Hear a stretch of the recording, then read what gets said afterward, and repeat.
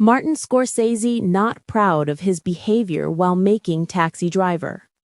Martin Scorsese opens up in Rebecca Miller's Apple TV Plus documentary, Mr. Scorsese, about a raw, angry episode during the making of his 1976 classic, Taxi Driver.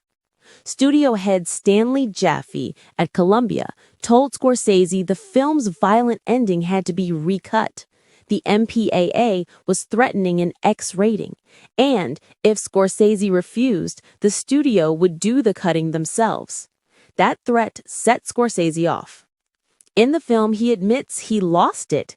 He called friends Steven Spielberg and writer John Milius in a panic, talked about getting a gun or breaking into the studio to seize the rough cut, and even entertained the idea of destroying the print himself rather than letting the studio mutilate his work.